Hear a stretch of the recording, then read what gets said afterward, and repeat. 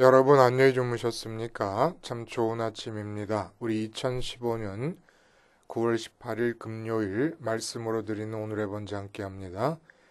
민수기 26장 1절부터 65절까지 말씀으로 같이 합니다. 굉장히 긴데 주 내용이 12지파의 20명 이상 전쟁에 나아갈 수 있는 남자의 수를 계수하는 내용이 그렇게 길게 나와 있습니다. 그래서 우리는 우선 1절부터 4절까지 같이 읽어봅니다.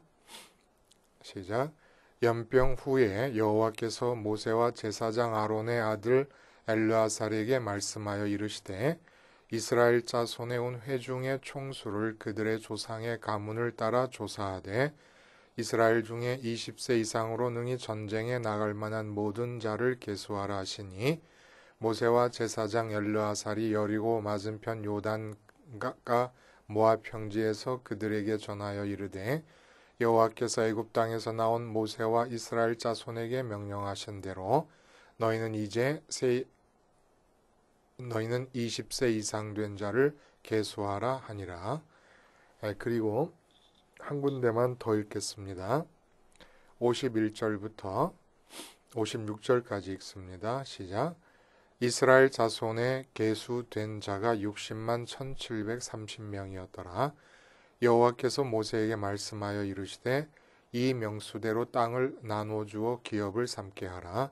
수가 많은 자에게는 기업을 많이 줄 것이요 수가 적은 자에게는 기업을 적게 줄 것이니 그들이 계수된 수대로 각기 기업을 주되 오직 그 땅을 제비 뽑아 나누어 그들의 조상 지파의 이름을 따라 얻게 할지니라.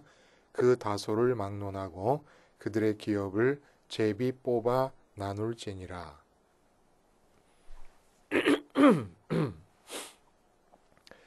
오늘 우리가 함께 읽은 말씀 중심으로 하나님의 질투와 두 접촉점이라는 제목의 하나님 말씀 증거합니다.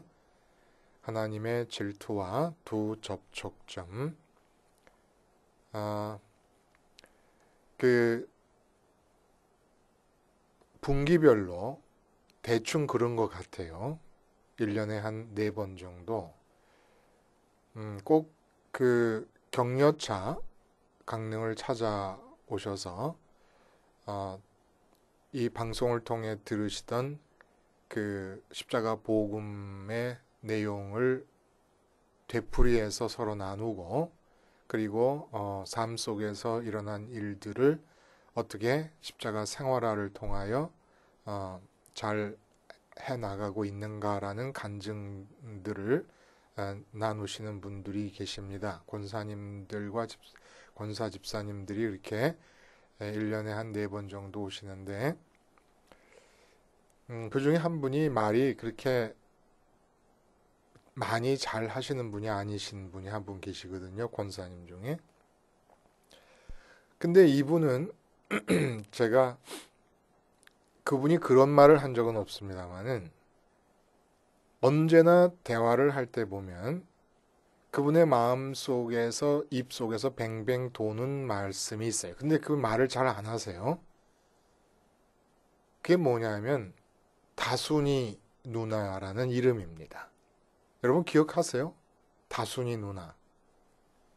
다순이 누나가 누구냐면 제가 그 언젠가 오래전인데 주기도문을 강해하면서 말씀을 드렸던 제가 어렸을 때 저희 집에서 가사일을 돕기 위해 저희 집에 집은 시골인데 저희 집에 와서 함께 지내던 누나 이름입니다. 그러니까 가사일을 돕는 누나의 첫 번째, 저희 집안 첫 번째, 제 1호 누나. 그게 다순인데 기억하실 거예요. 그렇죠? 제가 어렸을 때 동네 나가서 놀다가 개인이 지나가는 개에게 돌을 던지거나 이래가지고 그 개가 막 쫓아온다든지 아니면 동네 형들에게 밉보여가지고 형들이 나를 때리려고 그러는데 도망온다든지 할 때마다 그냥 집 가까이 오면서 다순이 누나 소리를 치면서 달려오면 다순이 누나가 빨래하다가 빨래방망이 들고 문간에 옛날에는 그 연탄재를 이렇게 짚는 집게가 있지 않았습니까?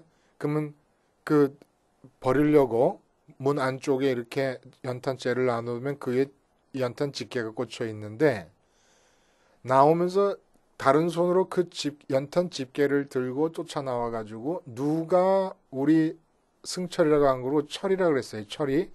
누가 우리 철이를 못 살게 구느냐고 뛰어나와서 개고 동네에 무슨 뭐 형들이고 가차가 없습니다. 닥치는 대로 다 해치워버립니다.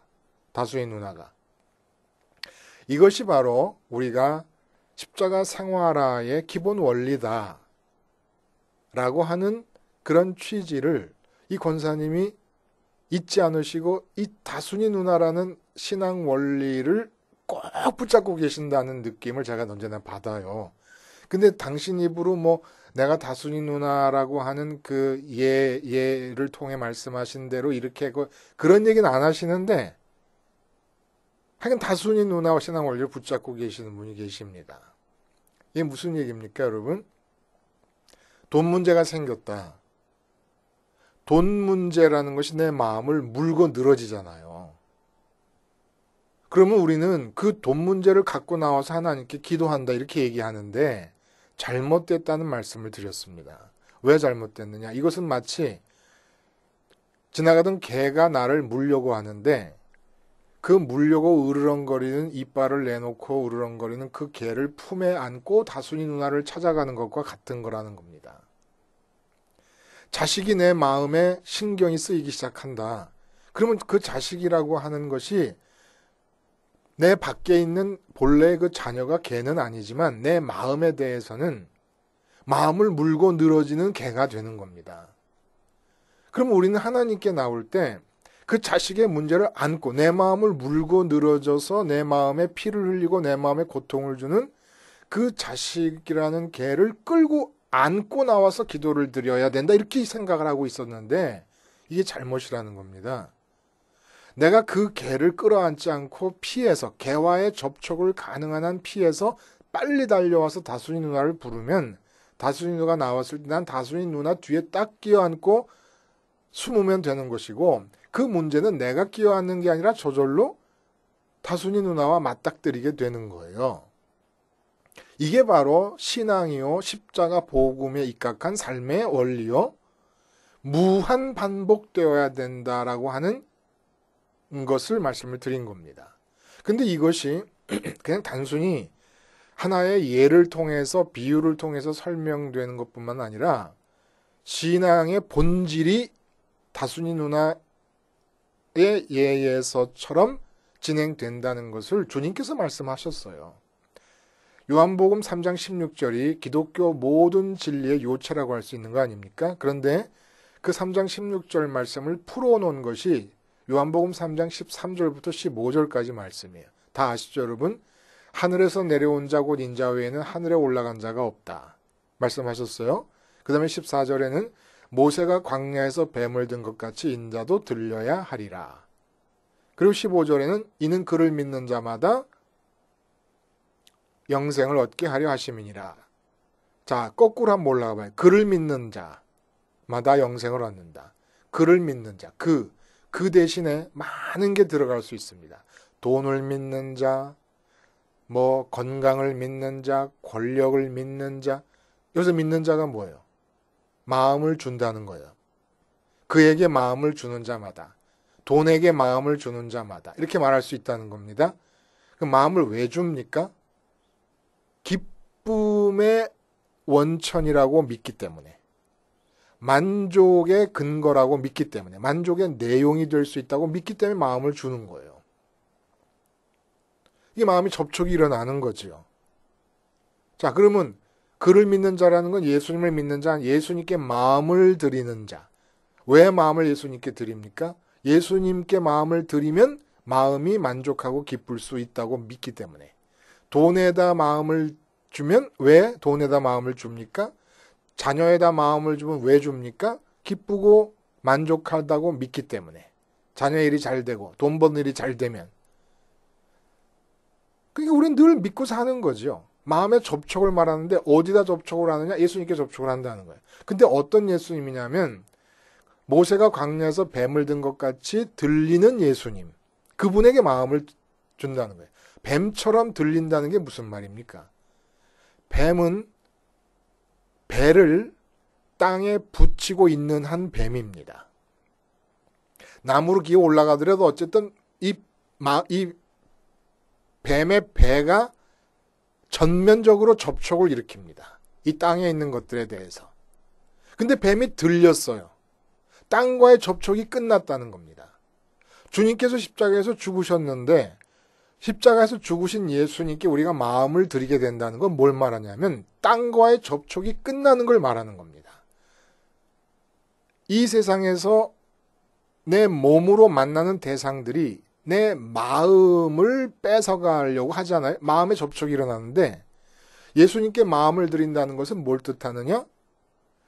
땅에서부터 마음을 뗀다는 것, 접촉이 끝난다는 걸 말하는 거예요. 내가 마치 나를 물려고 달려오는 개와의 접촉을 피해서 다수의 누나 뒤에 숨는 것처럼 돈 문제가 있으면 돈 문제와의 접촉을 피하기 위해서 예수님께 마음을 드리는 거예요.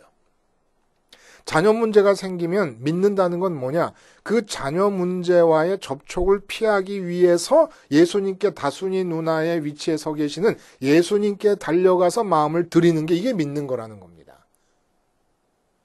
접촉을 피하는 거예요. 그러니까 두 가지 접촉이 일어나잖아요. 몸이 놓여져 있는 상황, 몸이 놓여져서 맞닥뜨리는 대상, 꼭 몸과 몸이 손과 손으로 악수하듯이 그렇게 접촉이 일어나지 않아도 내가 누구를 마주대하면서 얘기하고 있고 싸우고 있고 그런다 그러면 접촉이 일어난 거라고 볼 수 있지 않겠습니까? 이렇게 몸을 통해 일어나는 접촉이 있고 마음의 접촉이 있는데 마음의 접촉은 몸이 접촉하는 것에 같이 접촉하면 안 된다는 거예요. 그렇게 해서 내가 이 몸으로 만나게 되는 모든 문제와 일들과 사건과 대상과 사람들로부터 마음이 물리어서 뺏길까봐 마음의 접촉을 피해서 예수님께 마음을 드리는 것. 이게 바로 믿는 것인데 그 예수님은 뱀이 땅에서 들려서 매달린 것처럼 십자가에 매달려 계시기 때문에 땅에서부터의 접촉을 피해서 가는 겁니다. 그러면 땅의 접촉을 피하여 예수님께로 보내드린 마음은 이제 어떻게 되는 겁니까? 예수님이 뭐라 그랬어요? 인자 외에는 하늘에 올라간 자가 없느니라. 다시 말해서 하늘에 있어 본 자가 아무도 없다는 거예요. 예수님만 하늘에 있으셨고 하늘을 아시고 하늘로 가신다는 얘기입니다. 왜 이 얘기를 하십니까? 땅의 접촉을 피해서 예수님께 도망온 마음들을 끌고 하늘로 가시기 위해서 제일 앞에 인자 외에는 하늘로 올라간 자가 없다는 말씀을 하시고 그 다음에 그렇게 하늘로 올라가게 하기 위해서 우리 마음이 어떻게 돼야 되느냐? 뱀이 장대에 매달려 들린 것처럼 이제까지 뱀처럼 사느라고 땅의 마음의 접촉을 이루며 살던 우리들이 땅에서 떼서 땅으로부터 도망와야 된다는 얘기를 하시는 것이고 그것이 바로 나를 믿는 것이라는 말씀을 해주시는 겁니다. 그대로 다순이 누나의 원리인 거예요. 무슨 문제가 있어서 내 마음을 물려고 한다. 그러면 그걸 끼어안고 나와서 기도하는 게 신앙의 자세가 아니라 도망치는 겁니다. 그것에 대해서 죽어버리는 거예요. 등을 돌리는 겁니다. 그리고 어떤 문제가 생겼을 때 나 이런 문제 난 몰라. 무책임하게 그냥 몰라. 이러라는 얘기가 아니잖아요. 그렇게 하면 무책임한 거예요. 근데 그렇게 그 문제들에서 등을 돌리고 내가 어디로 가냐 하면은 하나님께로, 주님께로 도망을 가는 거예요. 주님께로 도망을 가면 어떻게 되냐? 그 문제는 나를 물려는 개가 나를 쫓아오듯이, 나를 때리려는 형들이 나를 쫓아오듯이 나를 쫓아오다가 하나님을 만나는 겁니다. 근데 내가 그냥 문제가 생기고 인생에 탈이 생기고 이랬을 때 그냥 잊어버린다. 술 마셔서 잊어버린다. 그거는 그 문제가 도망갈 수가 없어요. 그 문제는 계속 나에게 와가지고 나의 삶에 피폐함을 가져다 주고 있는 거지요. 내가 마음으로 잊어버린다 그래도. 근데 내가 그걸 등 돌려서 그것에 대해서 신경 쓰지 않고 하나님께로 마음을 들여버릴 때 그 문제가 나를 쫓아오다가 반드시 하나님을 맞닥뜨리게 된다는 거예요. 근데 하나님께 가는 길이 바로 주님을 통해서 이루어져 있다는 겁니다. 여기서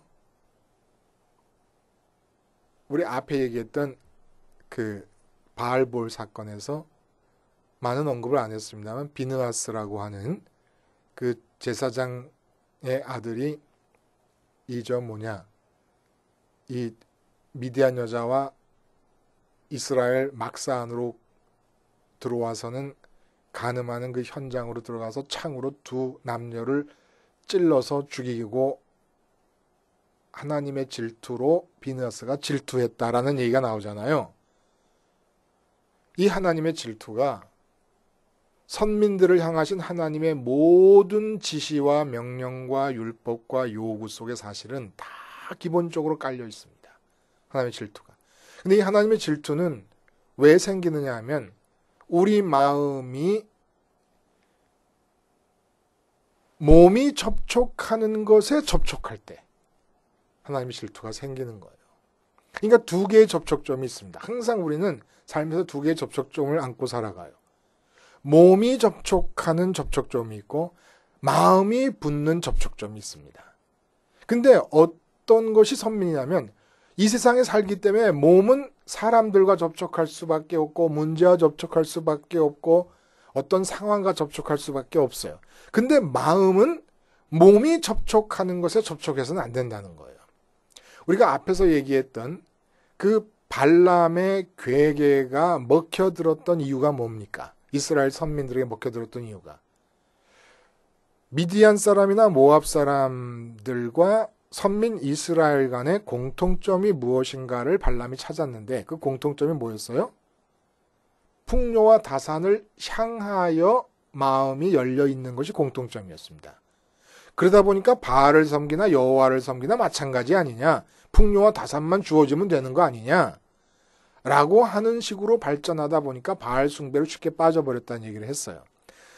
이렇게 바알 숭배를 하는 이 불신자들과 선민들이 쉽게 공통점이 있게 됐던 이유가 뭡니까? 더 근본적으로 마음이 풍요와 다스에 접촉이 돼 있었기 때문에 그래요. 무슨 얘기냐면 두 민족 간의 접촉점을 찾았잖아요. 발람과 발락이. 근데 두 민족 간의 접촉점이 왜 불신자와 선민 간에 왜 접촉점이 왜 공통점이 생겼습니까? 선민이 마음을 이 땅에 있는 것들 중에 가치가 있다고 생각하는 것에 접촉이 돼 있었기 때문에 불신자와 공통점이 생긴 거예요. 더 근본적으로. 선민의 마음이 뱀이 땅에서 들리는 것처럼 완전히 땅에 배를 붙이고 다니던 상태에서 땅에서 들려버리면 그 어느 불신 민족과 그 어느 불신 계급, 어느 불신 그룹과도 공통점을 찾을 수가 없게 되는 겁니다. 그러니까 우리는 선교하기 위해서 어느 민족이나 나라를 찾아갔을 때 아니면 믿지 않는 불신자들 우리 삶에서 만났을 때 우리가 해야 될 일은 그들과 공통점을 찾는 것이 아니라 내가 혹시 그들과 공통점이 있는가 없는가를 살펴보다가 공통점이 있으면 그 공통점을 잘라버려야 되는 거예요. 오히려. 단절을 일으켜야 됩니다. 단절을. 공통점을 찾아서 나와 저 사람 사이에 접촉점을 만드는 게 아니라 아예 단절을 만들어야 된다는 거예요. 근데 불신자와 내가 공통점이 있게 되는 경우가 어떤 경우냐면 내 마음이 몸이 만나고 몸이 접촉하고 있는 이 세상에 대해서 따라가서 접촉할 때 몸이 돈 문제를 접촉하고 있을 때 내 마음도 같이 접촉하고 있을 때 몸이 자식 문제를 접촉하고 있을 때 내 마음도 따라갈 때 몸이 건강 문제에 부탁드려 있을 때 내 마음도 글로 따라갈 때 그때 불신자들과 똑같은 공통점이 있게 되면서 이 공통점을 마귀가 파고 들어가서 우리를 피폐하게 만들 수 있다는 얘기입니다. 우리는 공통점이 있어서는 안 돼요. 왜냐하면은 이 땅에서 근본적으로 마음의 접촉점을 제거해버리는 자들이 선민이기 때문에 오직 마음의 접촉은 하나님하고만 하는 겁니다. 하나님하고만 접촉하려면 어떻게 해야 되느냐? 예수님의 십자가와 부활과 승천의 동선을 따라가야만 되는 거예요. 그 길 외에는 없어요. 그래서 오늘 본문의 내용이 이 한 가지의 주제를 반복하시고 강조하시기 위해서 나온 얘기라는 거예요. 먼저 전쟁을 위해서 20명 이상을 계수를 했어요. 60만 1,700명. 그 다음에 무슨 얘기가 나옵니까? 땅 분배 얘기가 나와요. 이미 전쟁도 하기도 전인데 가나안 땅을 다 정복했다고 치고 그리고 땅을 분배하는 얘기를 미리 해주십니다. 이유가 있다는 거예요. 그 다음에 무슨 얘기가 나옵니까? 레위인들에게는 기업이 없다. 라는 얘기를 다시 한번 강조하십니다. 그리고는 가데스 바네아 정탐 사건 때문에 그 시내산에서 1차로 백성을 계수하지 않았습니까? 그 계수한 20세 이상의 모든 남자들은 한 명도 이곳에 없다. 가나안 땅으로 들어가야 되는 이 시점에 한 명도 없다. 여호수아와 갈렙 외에는 이 얘기를 또 다시 반복하십니다. 이게 다 똑같은 이 주제를 하나님의 질투와 두 접촉점의 주제를 얘기하고 계시는 거라는 거예요. 먼저 가나안 땅으로 진입해 들어가면서 이제 다 무찔러야 되는 가나안 7족속 이런 전쟁은 신약 성경에서는 안 나타납니다. 믿는 사람들이 복음을 받아들인 사람들이 맞아 죽어 순교를 할지언정 이렇게 죽이는 타민족, 불신민족들을 죽이는 전쟁은 다시 없습니다. 성경에. 그러면 신약에서 없어졌다고 구약의 전쟁의 의미가 사라지는 겁니까? 아니요. 순교하는 순간에서도 신약 성경의 순교의 순간에서도 이 구약 성경에 오늘 말씀하시는 이 전쟁은 계속되고 있는 겁니다. 이 전쟁이 없으면 안 된다는 거예요. 이 전쟁의 의미가 뭡니까? 바로 앞에서 모압 족속과 미디안 족속이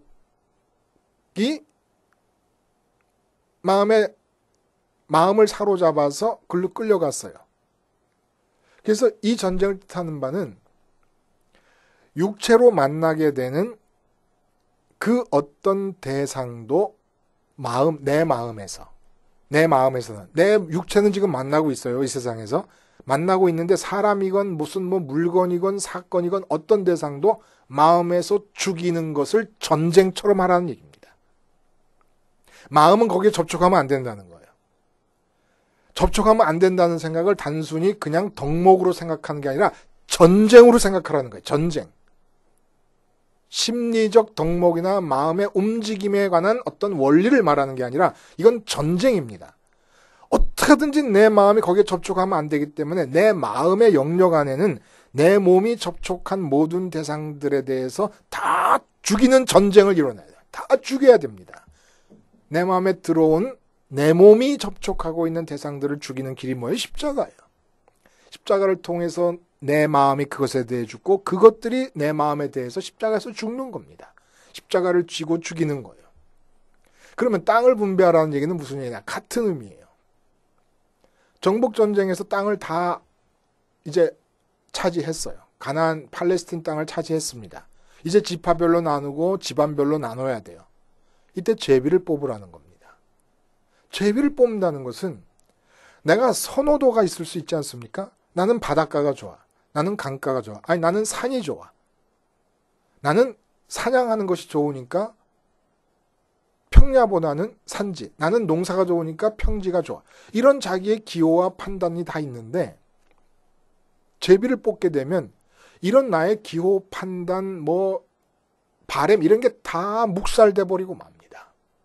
그러니까 땅은 얻지만 내 마음으로 땅에 대해서 판단하고 평가하고 소원하고 바랄 수가 없는 거예요. 그냥 주어지는 대로 바랄 수. 이게 뭡니까?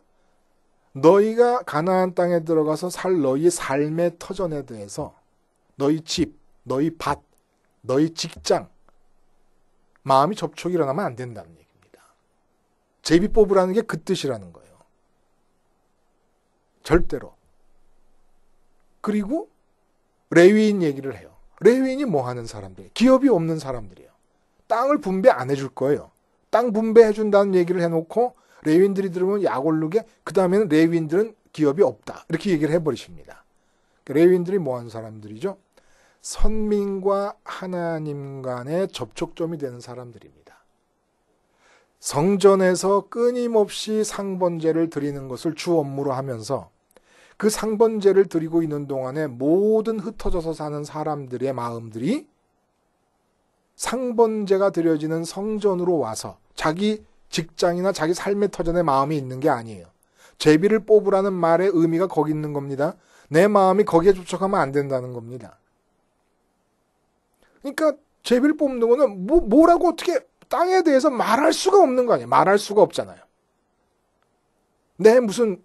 나의 어떤 인격적 기질과 내 기호가 특성이 나타날 수가 없는 거 아닙니까?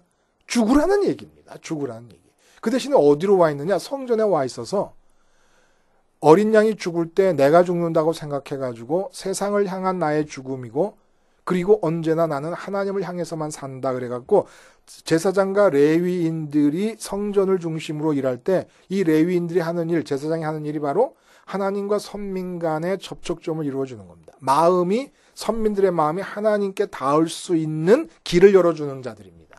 그러니까 제사장과 레위인 전체의 사역이 예수님의 십자가 사역으로 완성되는 것이죠.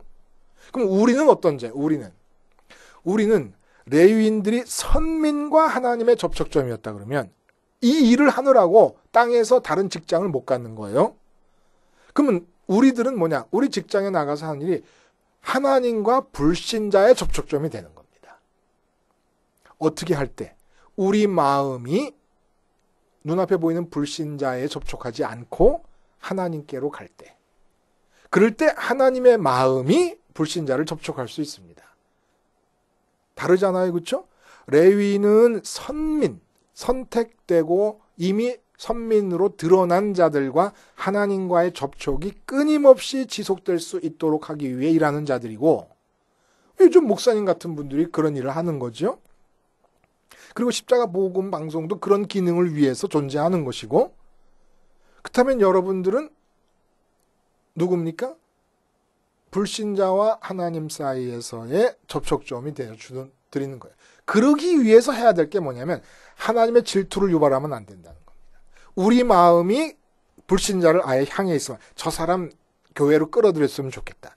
저 사람 믿게 했으면 좋겠다. 이런 마음을 갖기 전에 우리가 해야 될 일은 그 사람 앞에서 마음을 하나님께 드리는 겁니다. 그 사람에 대해서 죽는 겁니다. 그게 가족이든 직장 동료건 친구건 동창이건 누군 상관없어요. 먼저 죽어서 하나님께 마음을 드리는 거예요. 자꾸 내가 구원받지 못한 영혼들에 대한 사랑이 하나님 사랑보다 먼저가 되면 하나님의 질투를 유발합니다. 그럼 구원받은 사랑, 잃어버린 양 한 마리에 대한 애착은 어떻게 갖는 것이냐? 여러분 아주 잘 구분을 하셔야 돼요. 잃어버린 양 한 마리에 대한 애착이 바알 숭배 때 다산에 대한 애착과 확연히 다릅니까? 달라요, 안 달라요? 제가 보기엔 10중 8구 안 다를걸요? 그러면 잃어버린 한 마리 양에 대한 사랑은 도대체 뭐냐? 우리가 잃어버린 한 마리 양에 대해서보다 마음을 끊어버리고 마음이 거기 접촉하지 말고 하나님께 먼저 접촉할 때 하나님의 마음이 나를 통해 표현되는 것이지 내가 잃어버린 양 한 마리에 대해서 애착을 갖는 게 아니에요. 나는 내 마음은 운명적으로 하나님 한 분과 먼저 접촉이 이루어지지 않으면 안 되는 겁니다. 그래서 온전히 이루어지고 나면 그 다음에는 하나님의 마음이 표현되는 것이지요. 주님이 그렇게 사신 겁니다. 그래서 요한복음 3장 16절에 뭐라 그래요? 하나님이 세상을 이처럼 사랑하사 독생자를 주셨다 이렇게 얘기하십니다. 무슨 얘기예요? 독생자를 통해서 하나님의 사랑의 마음이 나타나고 있는 것이지 독생자 자신의 마음이 나타나는 게 아닙니다. 하나님이 세상을 사랑하라 독생자를 주셨으니까 독생자를 통해서 하나님 마음이 나타나잖아요. 그럼 독생자는 뭐 하십니까? 인격체이신데. 독생자는 이 세상에서 몸으로 사람들을 만나면서 사람들을 만날 때마다 마음을 그 사람과 접촉하지 않고 하나님께 드린 거예요. 하나님께 드리니까 그 빈자리로 하나님의 마음이 내려와서 독생자를 통해서 그를 사랑하신 겁니다. 그래서 주님을 통해 하나님이 기적을 일으키시고 말씀을 하시고 했던 것이죠. 우리가 불신자와의 접촉점이 되어야 돼요. 그러기 위해서는 불신자를 사랑해서는 안 돼요. 잃어버린 양을 사랑해서는 안 돼요. 그렇다고 미워해도 안 돼요. 사랑해도 미워해도 마음을 뺏기는 건 마찬가지예요. 마음의 접촉이 일어나면 안 돼요. 다순이 누나의 원리를 온 삶에 확장시켜버리는 겁니다. 뱀이 들려야 되듯이 들린 예수님, 십자가에 들린 예수님, 땅에서 배를 떼는 예수님, 잃어버린 어린 양도 내 자식도 내 가족도 내 친구도 배우자도 전부 땅에 있는 거예요. 땅에 있는 거예요. 배를 떼야 되고 마음의 접촉을 피해야 됩니다. 마음의 접촉이 일어나서 그를 사랑하고 그에게 마음을 주는 한 하나님의 질투가 다시 일어납니다. 하나님의 질투가 일어나면 우리에게 평강이 존재할 수가 없습니다. 기어코 질투를 끌 수 있는 행동을 내가 하지 않는 한 그냥 멸망에 24,000명 죽은 것 같은 멸망으로 갈 수밖에 없는 거예요. 하나님의 질투와 두 접촉점, 우리 이거 명심하시고 이것을 온전히 이 하나님의 질투와 두 접촉점과의 관계를 온전히 충족시킬 수 있는, 만족시킬 수 있는 유일한 길이 뭡니까? 몸이 만나는 모든 대상들, 몸이 접촉하는 모든 대상들, 몸의 접촉점의 모든 순간에 마음은 십자가를 통해 하늘과 접촉하는 것입니다. 주님을 따라감으로써 기도하시겠습니다. 하나님 아버지, 붙들어 주시고 권면하여 주시고 일깨워 주셔서 나도 모르는 사이에 여차짓하면 마음이 세상과 접촉하는 모든 순간들이 날마다 죽는다는 사도 바울의 고백처럼 날마다 십자가에서 죽어 주님 따라감을 통하여 극복되고 하나님에게도 평강, 내게도 평강, 내가 만나는 사람에게도 하늘의 평강이 전달되는 복된 삶이 이루어지게 해 주시옵소서. 예수님의 이름으로 기도하옵나이다. 아멘.